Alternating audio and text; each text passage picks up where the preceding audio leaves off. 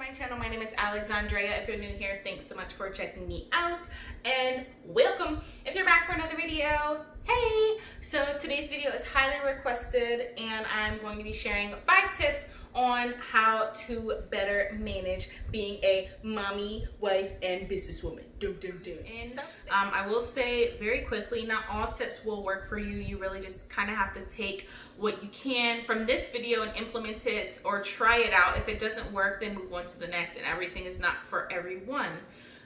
But yeah, I'm super excited to share these tips with you. If you have any questions, be sure to leave those down below, and I will definitely get back to you. And if you want me to make a video going in depth about anything that I'm going to mention within this video, please let me know, and I can do that for you guys. I would love to do that for you guys, but let's get into this video. Okay, so tip number 1 is going to be meal planning. So this is when I have a dry erase calendar that I write all of our meals out for the month.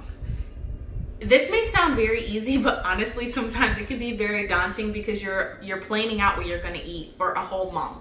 And this is something that we implemented within the past 2 years that I do. I don't do it every month, but this was key when we were saving to buy our house and we were being budget conscious. And it honestly just helped with saving time, trying to figure out what I was going to eat.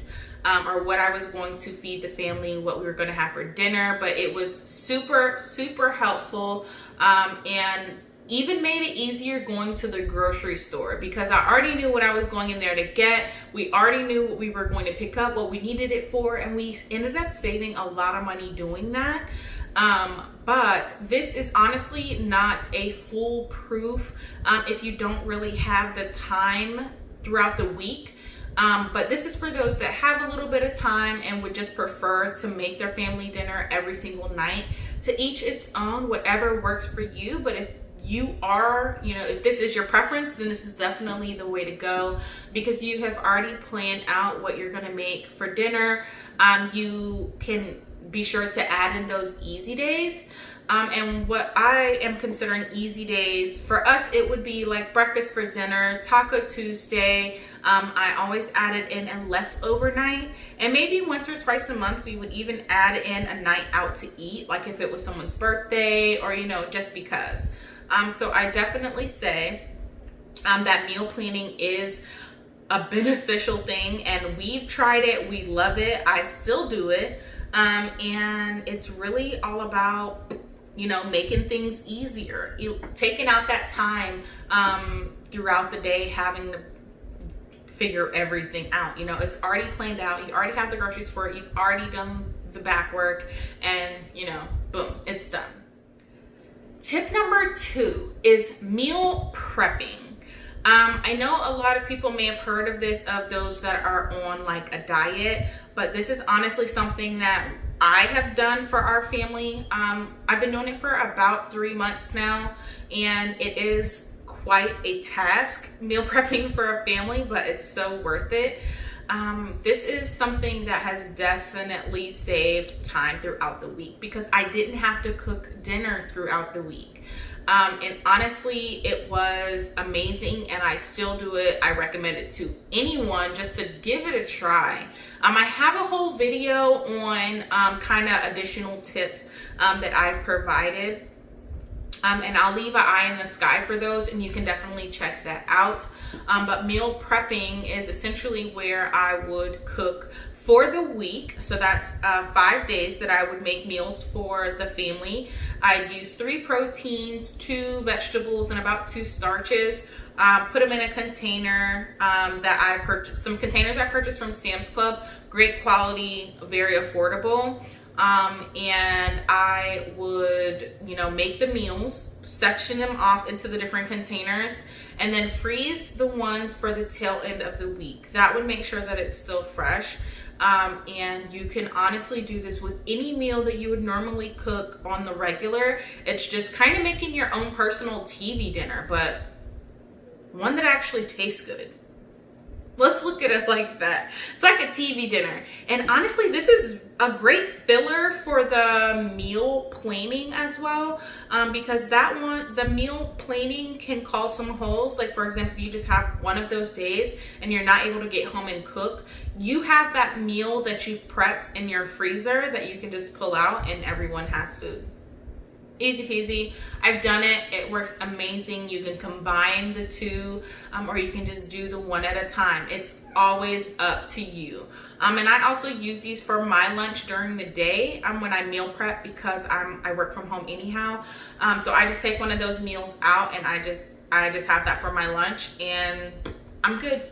Good food, healthy food, great food, and it alleviates all the work. So meal prepping is definitely a must for our household. We love it. The third thing that I've implemented in our house, and I have for the past 3 years, I believe, and that is a chore calendar. Some people call it a chore chart, but I think a chore calendar is more appropriate because I actually use a calendar.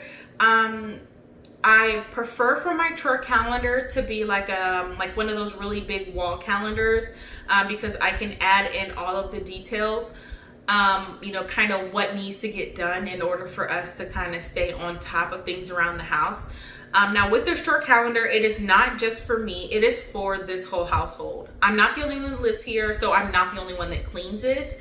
And my husband and I are definitely in the same boat and understanding when it comes to that. So we just kind of implement that with ourselves and our children, and that keeps everything in a better condition than me just trying to manage it all, because honestly, it's unrealistic. So Nala's 12 and she has responsibilities around the house.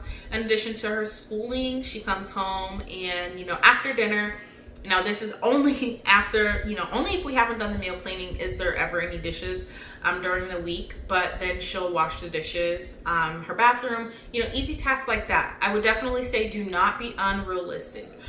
Don't plan to clean the carpets on a school night if you know that, your kid comes home and has all this homework to do. It's not going to work, and it's going to frustrate you, and you're going to, kind of alleviate from, kind of deter from what you're going on. But be realistic. So during the week, I'll have her do, cleaning her bathroom, her room, the loft area, anything like that. And then during the weekends, she'll have a task such as raking leaves, cleaning the baseboards, anything that's more tedious and that will take more time. And then she'll probably have about 2 to 3 tasks to complete on the weekend opposed to the one during the week. And for me also, I do the same thing. Anything that takes more time is when I plan to do when I have more time to give. So for me, this would be something like cleaning the carpets, making sure the dogs get washed, stuff like that that just takes more time. That's what I do, during the weekend when I have more time. But I would definitely say a chore calendar has helped us through and through, giving us a visual understanding of what we need to get done for the week in order for the house not to fall apart and look like a pigsty. But yeah, definitely do a chore calendar. Don't knock it till you try it. It is amazing and it works really well for us.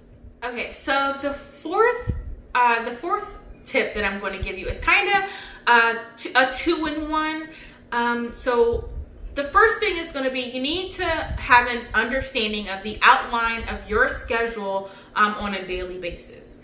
And then the next thing is to make a to-do list of tasks that you need to complete, adding in at least one thing of every goal that you're trying to meet, for that week.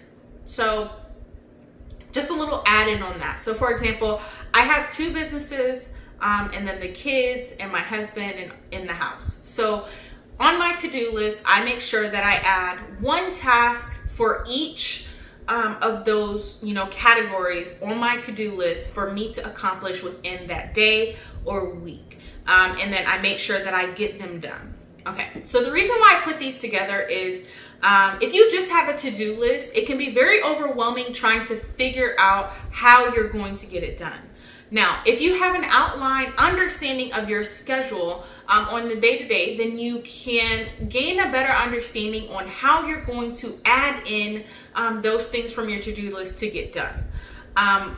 So for me, I know that if I wake up earlier than everyone else, then I can get a lot of work done uninterrupted.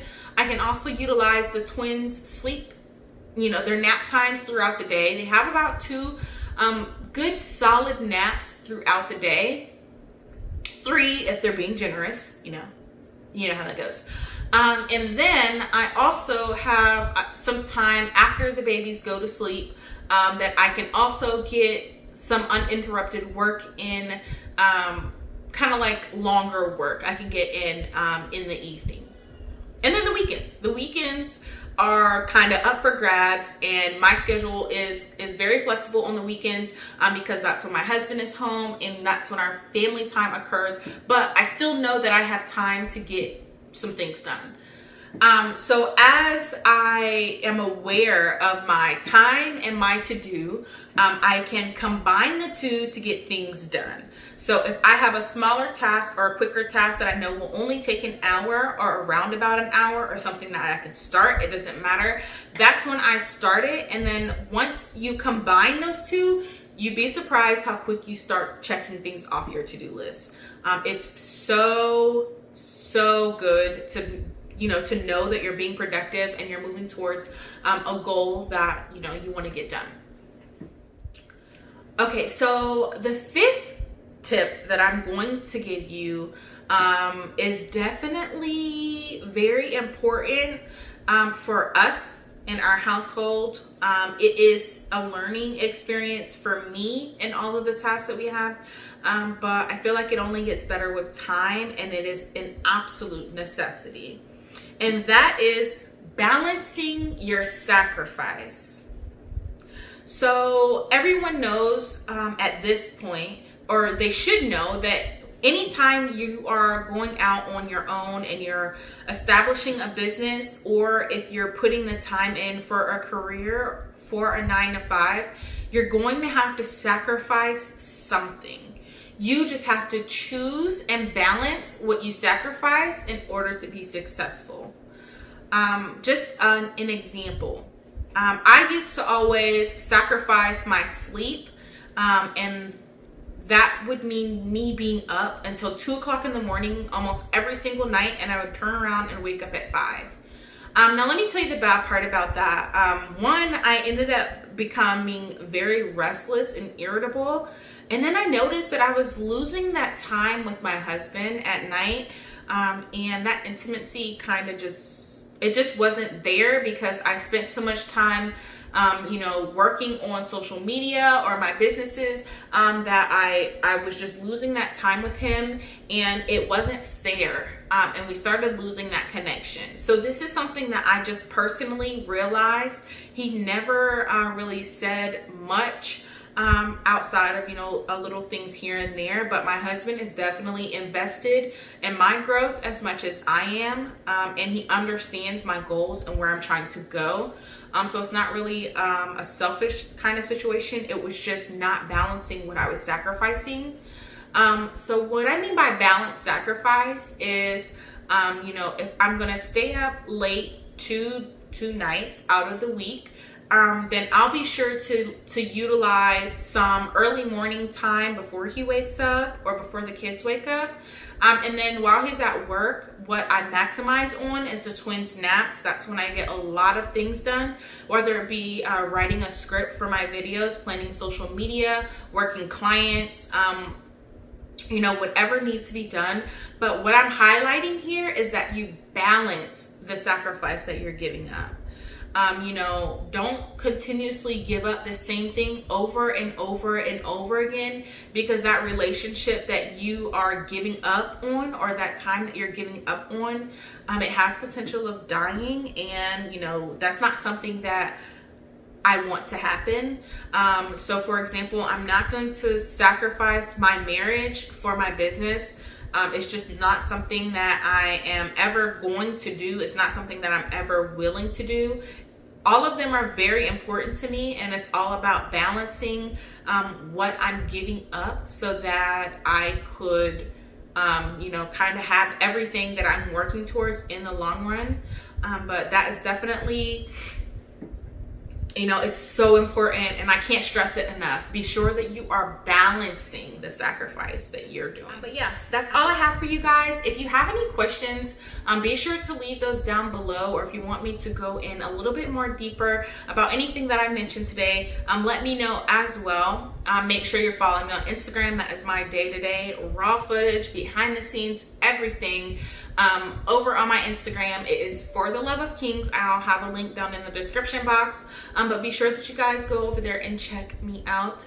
And if you have any questions, be sure to let me know, guys. I'm here to help, and I'm definitely excited to share my knowledge. But I hope you guys have a great day. Yeah, I hope you guys have a great day. Bye-bye.